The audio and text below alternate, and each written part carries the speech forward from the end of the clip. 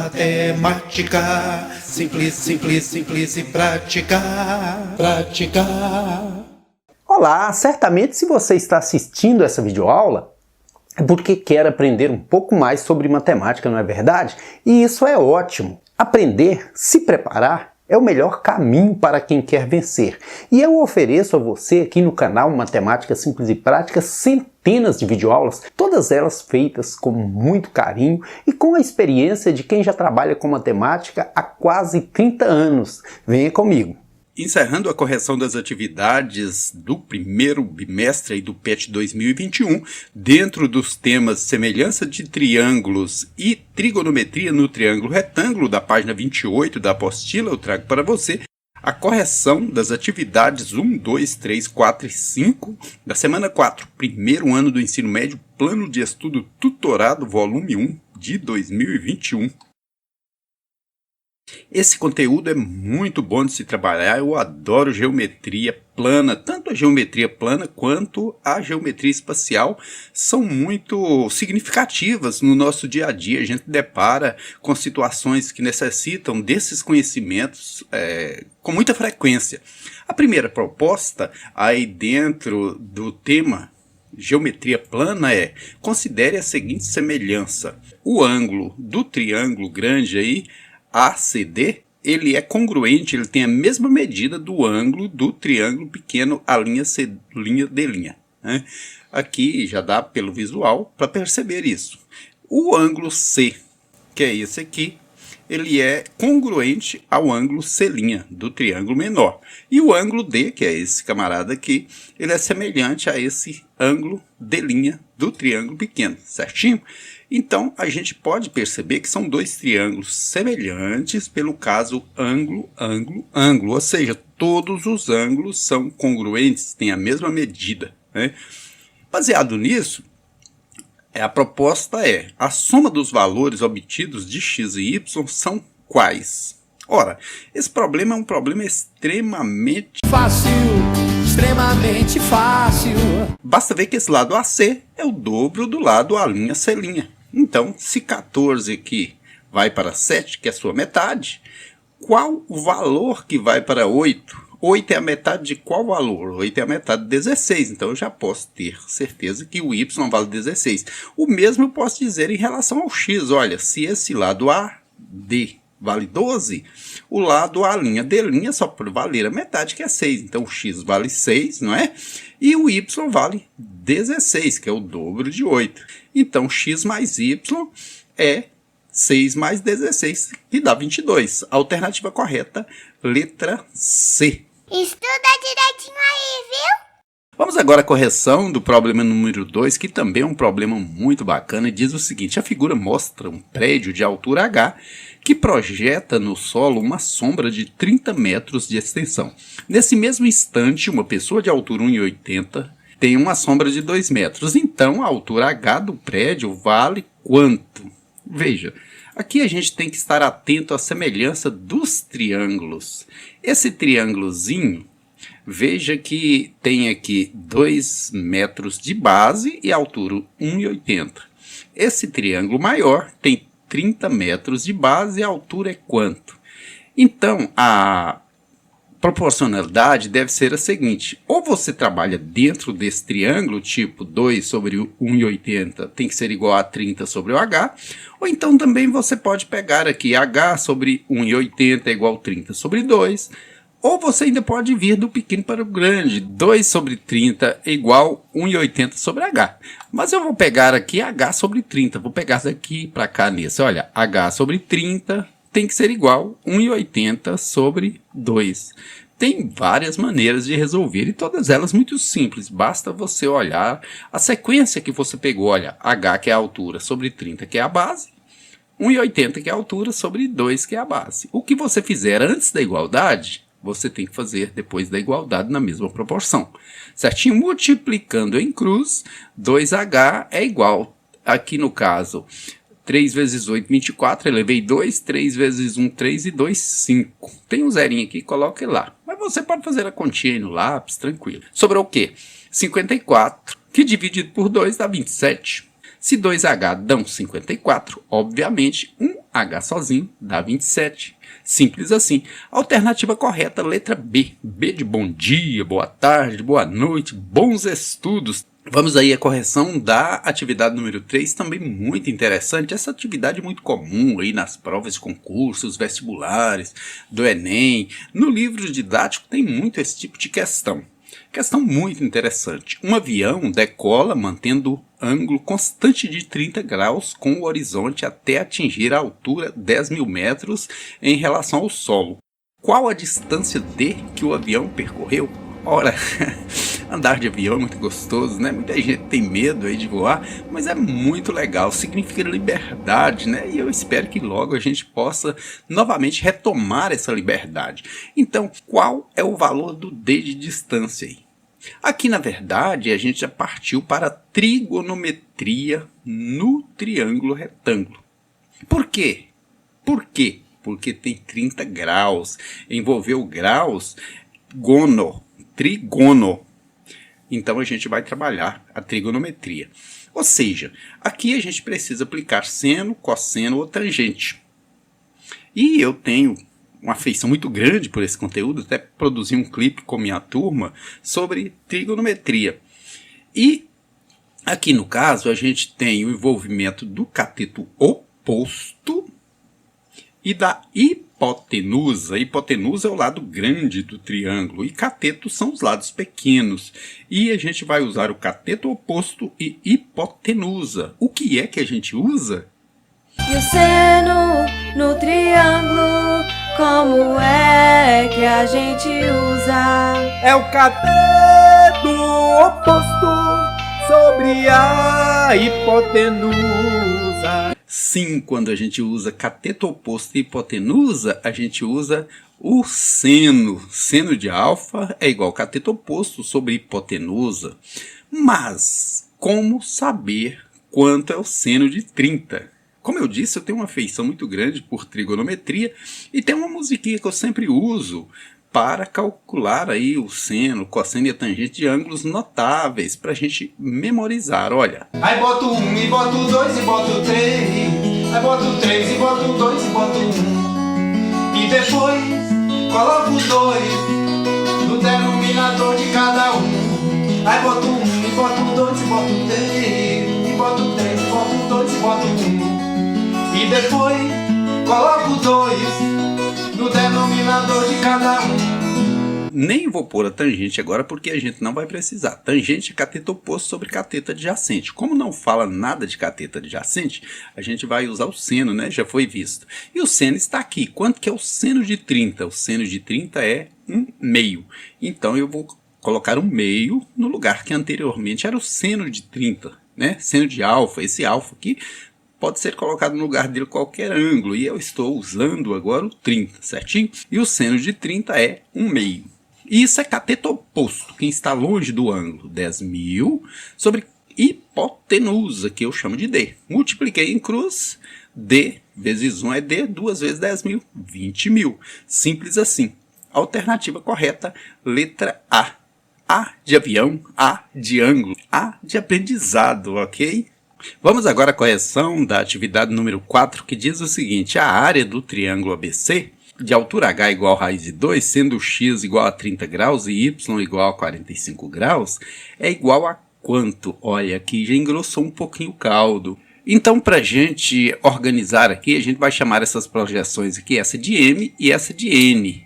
O comum é isso, né? Se você observar, diz que o ângulo x vale 30 graus. Está aqui, olha. Então eu posso trabalhar as relações aqui nesse triângulo. O que eu uso se eu tenho que achar o valor do cateto oposto e já tenho o valor do cateto adjacente? Porque na verdade eu quero achar esse comprimento total aqui para eu calcular a área desse triângulo todo, né? Do triângulo ABC. ABC. E para isso eu preciso da base para multiplicar pela altura. Então, eu vou pegar aqui e procurar a tangente. Por que tangente? O que é tangente? E a tangente se encontra facilmente. Cateto oposto sobre o adjacente.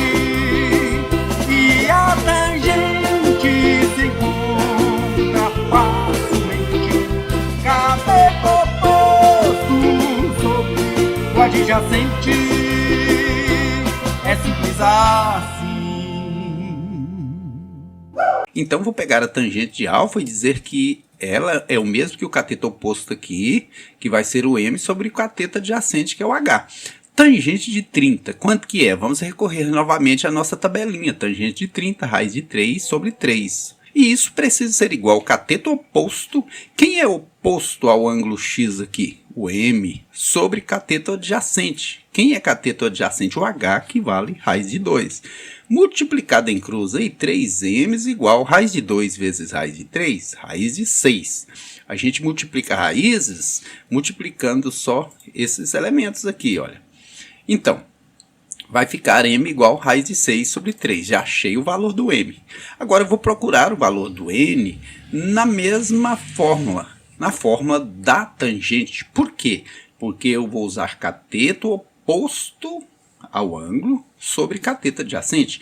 E o ângulo y vale 45 graus. Então eu vou trabalhar com a tangente de 45, que é 1, que vai ser cateto oposto. Quem é oposto a esse ângulo? O n sobre cateto adjacente, que é raiz de 2, que é o valor de h. Multiplicado em cruz aí, n vezes 1, n, raiz de 2 vezes 1, raiz de 2.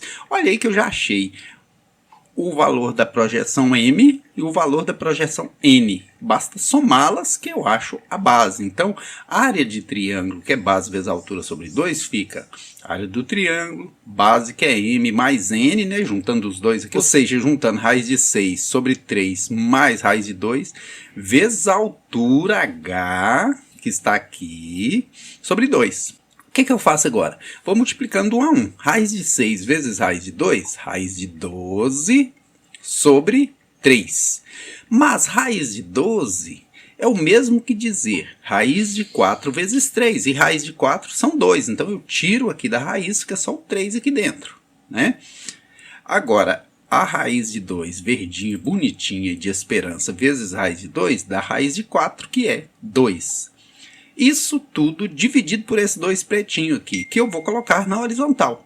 Se eu colocar na vertical, igual está aqui, olha, um em cima do outro, dividido. Ou se eu colocar na horizontal com o sinalzinho dividir, é a mesma coisa. E por que que aqui mudou de 2 para 6? Você sabe? Porque eu tirei o menor múltiplo comum. 3 dividido por 3 mesmo deu 1, que vezes 2 raiz de 2 continuou.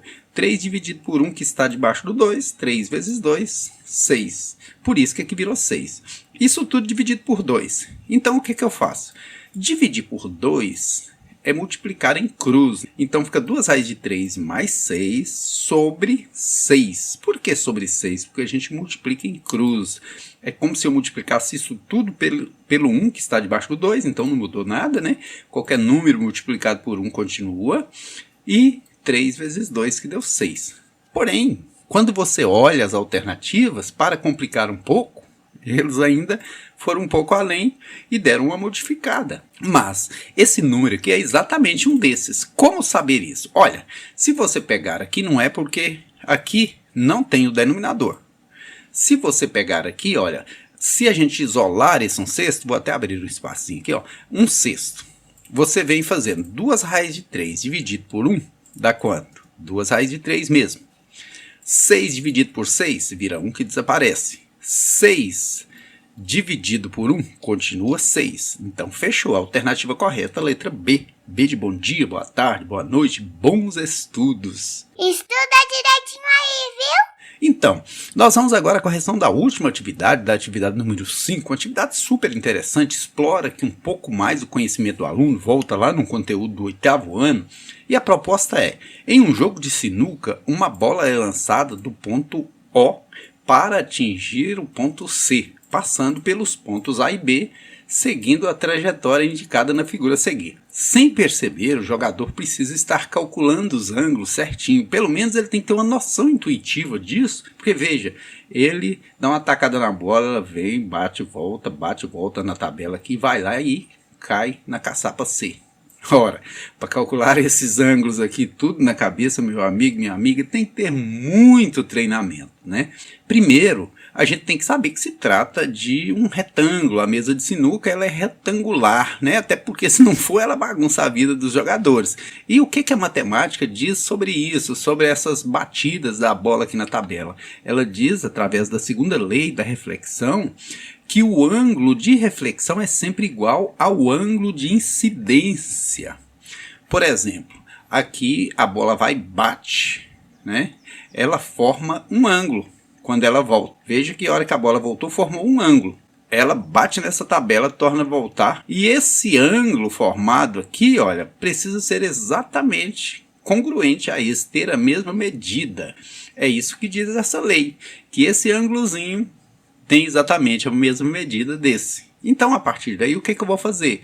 Eu vou traçar uma linha aqui, fazendo um ângulo reto e outra aqui. O que isso quer dizer? Esse ângulo aqui foi traçado por uma bissetriz, ou seja, esse segmento de reta divide esse ângulo em duas partes iguais. E tem lá no 8º ano, no estudo da matemática, uma regra que diz que ângulos alternos internos são congruentes, ou seja, tem a mesma medida, ou seja, o Z aqui tem a mesma medida que esse ângulozinho aqui que eu vou chamar de Z também. Porque se é congruente, mede o mesmo tanto, posso chamar de Z também. Certinho? E essa é a mesma coisa. Por quê? Porque essa retinha aqui é bissetriz, divide ela em duas partes. O mesmo eu posso dizer aqui, olha. Esse ângulo é congruente a esse. Por quê? Porque são alternos internos. Alternos internos, o que significa isso? Estão alternados, um do lado do outro, e estão internos a duas paralelas. Olha, uma paralela a outra aqui, e no meio delas tem esses dois ângulos. Por isso a gente diz alternos, alternados internamente, internos. Esse também vale o mesmo tanto. Eu posso agora deduzir que o y vale quanto? Vale 2z, né? Porque aqui, olha, dois congruentes, beleza? Agora, o valor de x indicado na figura é quanto? Agora, o bicho vai pegar. Como que eu posso estabelecer uma relação aqui? Eu posso agora chegar à seguinte conclusão. Esse triângulo aqui, olha, ele é semelhante a esse. Mas por que eu posso dizer isso? Porque aqui tem um ângulo Z, aqui tem um ângulo Z. Aqui tem um ângulo reto, aqui tem um ângulo reto. Aqui tem um ângulo W, aqui tem um ângulo W. Então eu posso dizer que esses dois triângulos são semelhantes pelo caso ângulo, ângulo, ângulo. Se três ângulos de um triângulo são congruentes a três ângulos de outro, esses triângulos obrigatoriamente são semelhantes. Então, se são semelhantes, eu posso seguir uma proporcionalidade aqui entre seus lados. Ou seja, eu posso pegar esse lado sobre esse e no outro pegar esse lado sobre esse. Mas, como saber o valor desse lado? É simples, você olha aqui, tem 2 de comprimento, tirou o x fora, então 2 menos x. Mas eu tenho que dividir por 2, por quê? Porque tem dois triângulos iguais aqui, um e aqui outro. 2 menos x sobre 2, 2 menos x sobre 2. Ou seja, duas partes, onde uma é a metade do todo, a outra é a metade do todo. E lembrando que a altura do triângulo maior é 1,2. Assim, eu tenho a faca e o queijo na mão. Eu posso pegar aqui x sobre 0,8. No outro triângulo, 2 menos x sobre 2 sobre 1,2. E fazer essa fogueirinha aí. Veja que agora basta multiplicar em cruz, né? Produto dos meios e dos extremos, multiplicando 1,2 por x, 1,2x. Multiplicando 0,8 por essa fração, 0,8 por essa fração. Não vou resolver ainda para ir devagarinho, devagarinho, devagarinho para você entender, ok? Então 1,2x é igual. Se eu dividir 0,8 por 2 dá 0,4, vai facilitando as coisas. E aqui eu já até assumi com esses dois, olha, 0,8 dividido por 2, 0,4. 0,4 vezes 2, 0,8. 0,4 vezes x, 0,4x. Vou trazer esse x, juntar com esse, 1,2x mais 0,4x, que veio negativo, é igual a 0,8. 1,2 com 0,4, 1,6, que é igual a 0,8. X isolado aí, por causa da quarentena, é igual a 0,8 sobre 1,6. Mas veja que aqui ficou simples. 0,8 é exatamente a metade de 1,6, então x é exatamente 0,5. Ou então, se você fizer a continha de dividir 0,8 por 1,6, você vai achar 0,5, metade. O de cima é metade do de baixo. 0,5 é metade do inteiro, não é isso? O valor de x é quanto? 0,5. Assim eu termino a correção das atividades da quarta semana aí do PET. Espero que vocês tenham entendido aí nas videoaulas. Vocês têm que lembrar que tem uma avaliação. Esse ano a coisa está um pouco mais apertada, então você precisa de fato aprender. E eu estou aqui para te ajudar no que for necessário. Espero que você tenha gostado da videoaula, ok? Até a próxima, se Deus assim permitir. Se inscreva no canal do vovô! Espero que você tenha gostado dessa videoaula e o convido a se inscrever aí no canal para acompanhar, para assistir às próximas videoaulas, ok? Bons estudos e sucesso! Aqui é bom estudar, bem que é bom aprender. E para facilitar, eu vou ajudar você.